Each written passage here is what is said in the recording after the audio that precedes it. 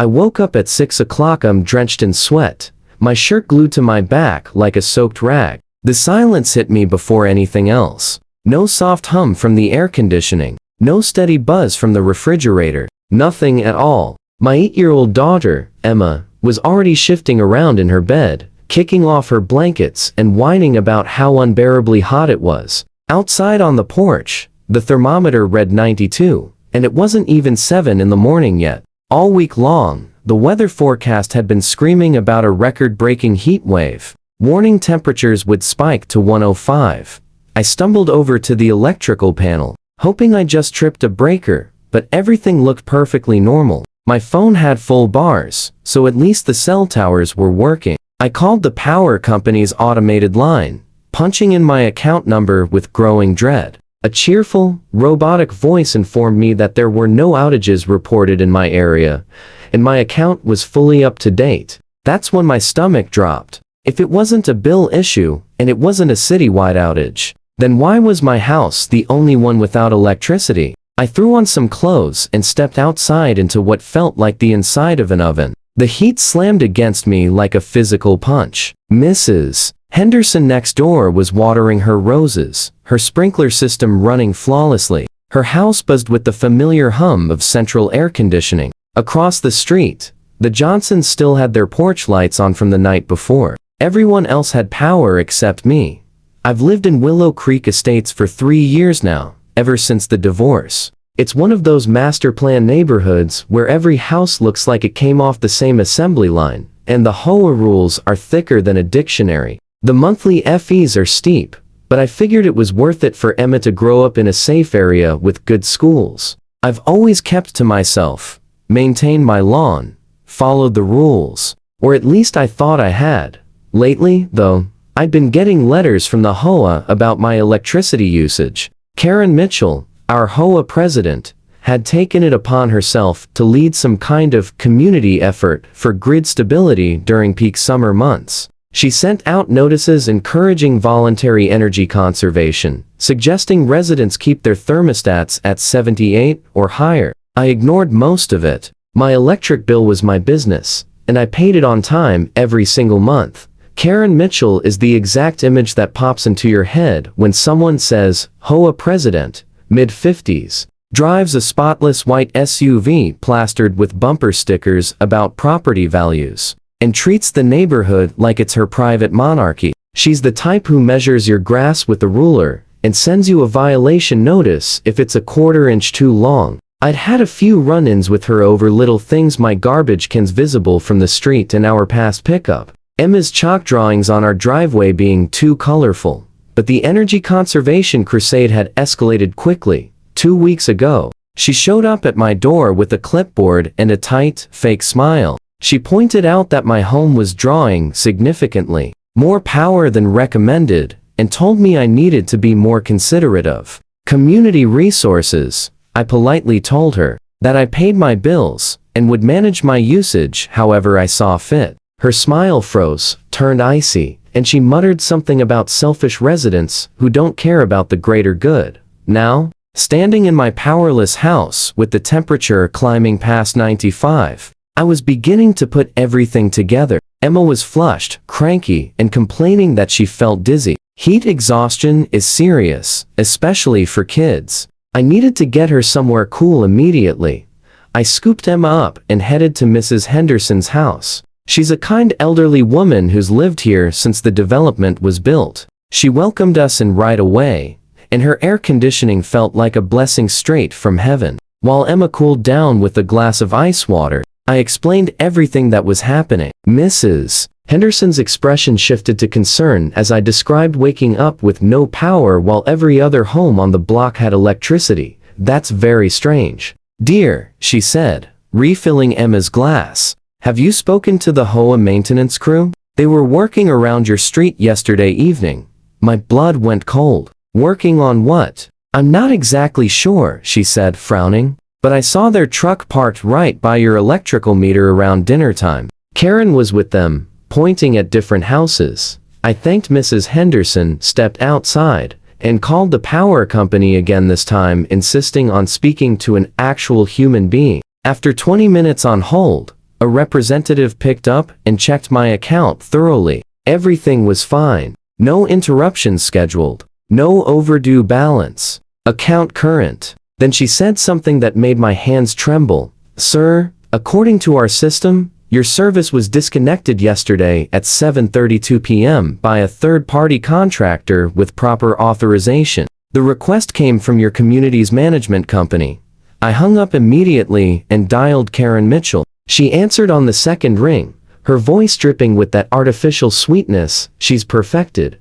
Oh, hello there, she said, and I could practically picture her smirk. Having some electrical issues today? Karen, did you have my power shut off? I asked, fighting to keep my voice steady. Well, she answered smugly, I did warn you about excessive usage during peak demand periods. The HOA has emergency authority to take necessary steps to protect community infrastructure. It's all outlined in Section 12-4 of the guidelines.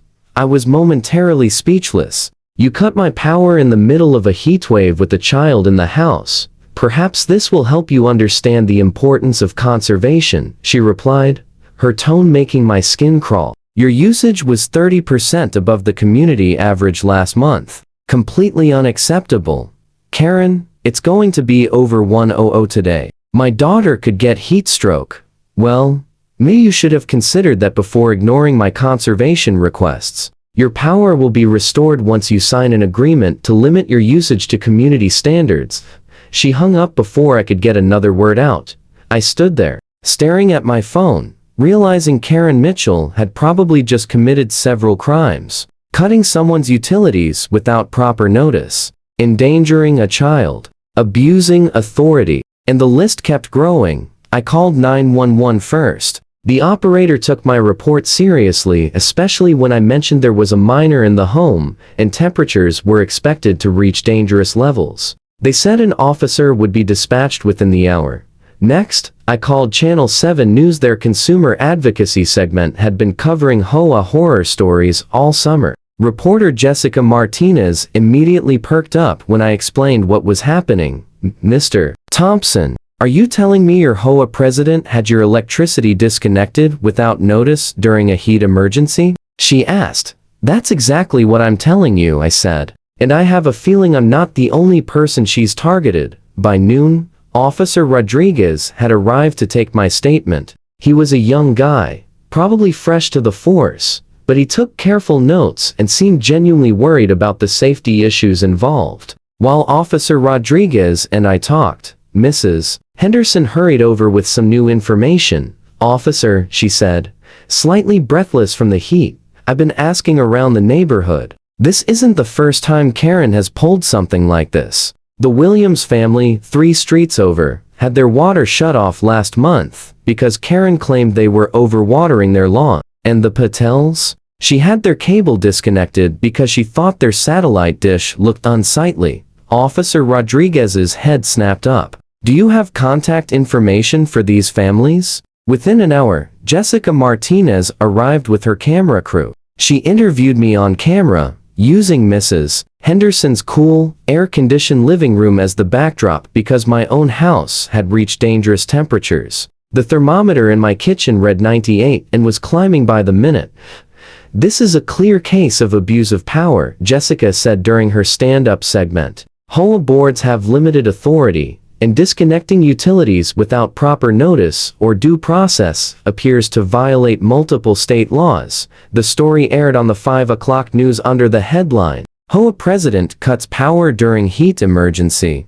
Within minutes, my phone was exploding with calls from neighbors I'd never met, all sharing their own stories of Karen's overreach. The Patels confirmed that Karen had pressured the cable company into cutting their service using some made-up aesthetic violation. The Williams family said they had indeed gone 3 full days without water after Karen claimed they violated drought restrictions which, as it turned out, didn't even exist in our county. By that evening, a local attorney named David Kim had reached out to me. He specialized in HOA disputes and tenant rights, and he was extremely interested in what had happened. Mr. Thompson, he said over the phone, what happened to you appears to be criminal, not just a civil violation. Disconnecting utilities without proper notice is illegal. Doing it during a declared heat emergency with a minor present could rise to child endangerment. And if she's been targeting multiple residents, we may be looking at a pattern of harassment and abuse of authority.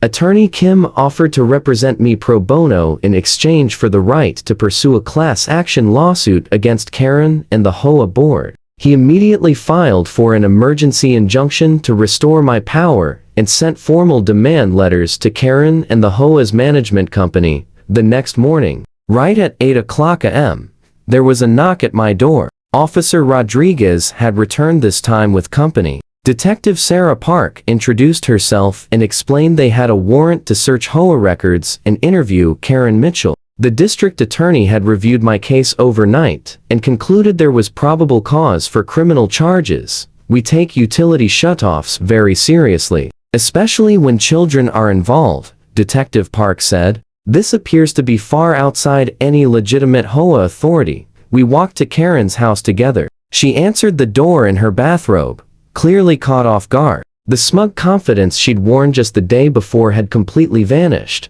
Karen Mitchell, Detective Park said, flashing her badge. We have a warrant to search HOA maintenance records and electronic communications related to utility disconnections in this community. Karen's face drained of color. I don't understand. I was acting within my authority as HOA president. Ma'am, we'll need to see documentation of that authority, along with all records of any utility disconnections you've authorized. Detective Park replied. What they found in Karen's home office was devastating. Email chains with a maintenance company discussing problem residents who needed to be brought into line. A spreadsheet tracking neighbors. Utility usage with handwritten notes like too high needs correction and stubborn escalate measures. But the worst discovery was an email from the HOA's own legal counsel warning Karen that she had no authority to disconnect utilities and that doing so could result in criminal charges. The email was dated 2 weeks before my power had been cut. She had been explicitly told that what she was planning was illegal, and she did it anyway. Detective Park flipped through the emails with growing disbelief. Mrs. Mitchell, did you receive this email from your attorney warning you not to disconnect utilities? Karen's attorney's mask was falling apart fast. I was protecting the community's interests. These people were being selfish and wasteful. Ma'am, you're going to need to come with us, Detective Park said. The arrest happened right there on Karen's front porch, with half the neighborhood watching from windows and open doorways. Detective Park read Karen her rights while Officer Rodriguez handcuffed her. Karen's frantic protests about HOA authority and community standards went nowhere. You're under arrest for unlawful utility disconnection, child endangerment, harassment, and abuse of authority, Detective Park announced. You have the right to remain silent. Karen's expression twisted from confusion to fury to raw panic as reality finally hit her. This is ridiculous. I'm the HOA president. I was protecting property values. Ma'am, Officer Rodriguez said as they led her toward the patrol car. HOA presidents don't have the authority to cut people's utilities. That's illegal. No matter what title you hold. The sight of Karen Mitchell being escorted away in handcuffs sent shockwaves through Willow Creek Estates. This was the woman who had terrorized residents for years with petty violations and power trips, and now she was facing actual consequences. Neighbors trickled out of their homes, some looking relieved, others stunned. My power was restored within 2 hours of Karen's arrest. The utility company, eager to avoid any liability, sent a crew out immediately and apologized profusely. Emma and I finally got to cool down in our own home again. 3 days later, Attorney Kim called with news. The district attorney is moving forward with all charges. Karen could face up to 2 years in prison for child endangerment alone, plus additional penalties for utility interference and harassment. Fines could reach $50,000, but her legal troubles were only the beginning. The HOA board held an emergency meeting and unanimously voted to remove her as president. Her employer, a local real estate firm, fired her once the news broke. The State Real Estate Commission began reviewing her license due to the charges. Within a week, 5 other families had joined attorney Kim's class action lawsuit against her personally. The HOA's insurance provider refused to cover any of her actions, stating they were outside legitimate HOA business. Karen was staring down potentially hundreds of thousands of dollars in legal fees and judgments.